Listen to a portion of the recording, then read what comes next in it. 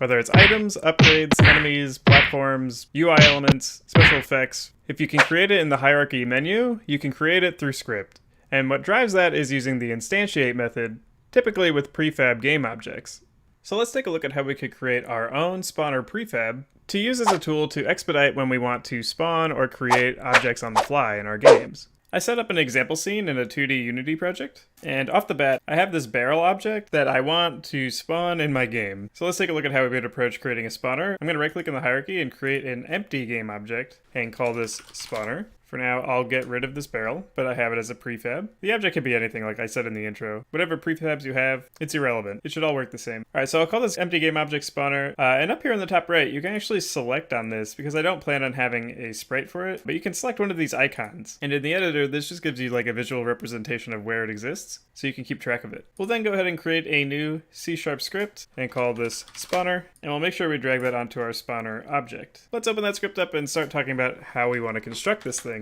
The first thing we definitely know we want is a game object or a prefab we want to spawn. So I'm going to start with a public game object and aptly call it object to spawn. And let's start real basic. For now, we'll just say when the game starts, we want this to spawn our object. We'll take a look at what actually drives that, which is the Instantiate method in Unity. And if you open up the parentheses, you'll see that this method has actually been overloaded 10 times. We won't cover every single one, but let's take a look at some of the more common uses. You'll see in the argument list the object we want to spawn, the vector3 position of where we want it to spawn, and the quaternion rotation. It could also take in a parent of an object you want it to spawn on, and most of the other variants are pretty much the same thing. They all basically want a position or a parent for you to spawn an object on, but the purpose is the same. Let's take a look at two differences. For now, we'll put in object to spawn, because that's the object we want. Where we want to create the new object is this spawner game object that we set up before, so it should be right here. And to that, we can just say transform.position because this script is attached to the spawner game object. And so that's the spawner's position. And so now for rotation, there's two common ways of doing this. You can either do transform.rotation. This takes the rotation of your spawner game object, just like the position. And so right now our spawner game object rotation is 0. And so if we were to drag this barrel launcher into object to spawn and hit play, when the game plays, it spawns in the center as we expect. And you'll notice the rotation is the same, but if we were to actually rotate the spawner, say 45 degrees in the z-axis, and hit play again, you'll notice that the barrel is now rotated 45 degrees. It doesn't really make much sense with this spawner example, but if there was an object you're spawning from that you wanted to be rotated, say a weapon on the player or something like that, but you wanted whatever you're instantiating to keep its prefab rotation. So let's say on the barrel prefab, we set the rotation to 90, and when we drag it in, we see it looks like this. If we wanted to ignore the spawner's rotation and just use whatever the prefab has and how we set it up, then instead of transform rotation, you could do the object to spawn.transform.rotation. And so with 90 degrees on the prefab's rotation, when we hit play, as you expect, it rotates in 90 degrees. And a third very common thing you'll find, a way of doing it, is even though the spawner is set to 45 degrees and the prefab itself is set to 90 degrees, if in our script we decide to use quaternion.identity, this will actually align your game object with the axis in the world. And what that means is it will actually ignore both rotation settings, and when we hit play, in this case it points it straight up. This is backed up by the official Unity documentation, which says this quaternion corresponds to no rotation. The object is perfectly aligned with the world or parent axis. Another thing you could do is create a new variable for a spawn2 object, and in Unity we could just create a new empty object. I'll give it an icon so you can see. We can just put this object like over here. Say you wanted to spawn some enemy or some item or something on this ledge. You could put a game object there. You could pass this new game object into your spawn2 object, which probably could be called something better. In your instantiate, we'll spawn this object and then we'll pass in our spawn2 object.transform. And so it will actually make the barrel a child of this new spawn location. And so if we hit play, we'll see that our barrel just spawns the prefab right where we told it to.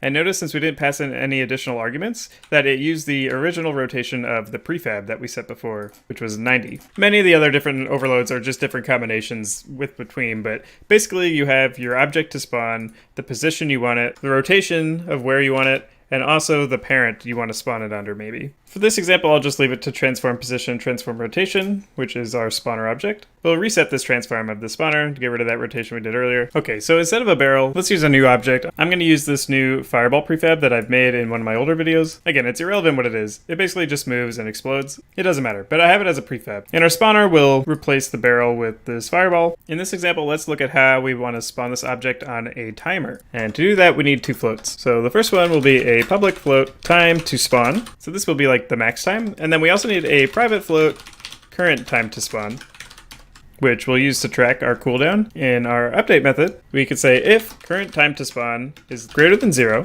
then current time to spawn minus equals time.delta time. Else, if our time is less than or equal to 0, we want to spawn our object, and then we want to reset the time. So we could say current time to spawn equals time to spawn. In our spawner script, we could set time to spawn equal to, let's say 2, so 2 seconds. And when we play, notice it spawns right away. And then every 2 seconds it spawns a fireball. Now, this could also be, let's say, an enemy. You could use this for a lot of different things. You could make it an enemy spawner and obviously make the time a little bit longer, or maybe not. Or platforms that you jump up and down to, that's like in Mario. Or, power-ups, anything you could think of. But like I mentioned, when the game starts, you notice it spawns right away. If you wanted it to go through its cooldown cycle first, in your start method, you could set current time to spawn equals time to spawn. With this in play, it won't actually fire until it goes through the full timer first. We'll extract this out into its own method called update timer. And if you wanted to, you could add like a public bool, call it like isTimer or something like that. And basically just say if isTimer, then you want to update the timer. Otherwise you'll just have to manually control when you want to spawn it. In your script, you can toggle yes or no to this. And you can also call this from other scripts. As long as SpawnObject is a public method, then you could go ahead and call this from any other script you would like, which means if you set up Unity events, or you can make a trigger spawner class where you take in a public spawner and say void onTriggerEnter2D with a collider2D. You can basically say if the other.GameObject compare tag is player. So if the player steps on this, then we want our spawner to spawn object. And I'm just using this sprite here, but we basically could make a new spawn trigger, and I'll just drag it over here, give it a circle collider, set isTrigger to true, give it the spawn trigger script, and drag the spawner into the public variable. So now, when our spawner walks into this trigger, it shoots off the fireball. You could do the same thing with interacting with an item or an object. The same approach applies. It just wouldn't be on trigger, it would be based on the event calling it. We covered a few different ways of how you can go about spawning these things, but the spawning itself is a little dull, so let's try and spice that up. Using Unity's particle system, I created a little spawn effect, and I also imported this explosion sound effect. So in our script, we can make two new variables, a public GameObject spawn effect, and a public audio clip sound effect. We can make a new private method, void execute spawn effects. And in here we'll instantiate the spawn effect at the spawner's transform.position and the spawner's transform.rotation, just like the fireball. And for our audio clip, we'll play it at the location of the spawner. And to do that, you can just do audio source.play clip at point, and we'll put in our sound effect at the transform.position. Then we can just call execute spawn effects. We'll drag in our spawn effect and our sound effect. And just like that, you have a sound effect and a particle effect being played every time you spawn in your object. Yeah, and I know it's probably hard to beat this AAA status effects going on right here, but I'm sure you'll come up with something for your own that looks just as good as this. The last thing I want to show is what if you wanted to have a list of objects to spawn and randomly pick from one? And to do that is pretty easy. We instead just want to have a list of game objects and call this objects to spawn and create a new list of game objects. We basically just need one more bool as a flag we can toggle in the inspector to say choose random object or not. So we could say public bool is randomized. Down in our spawn object we could say index is equal to is randomized question mark random dot range 0 comma objects to spawn dot count colon 0.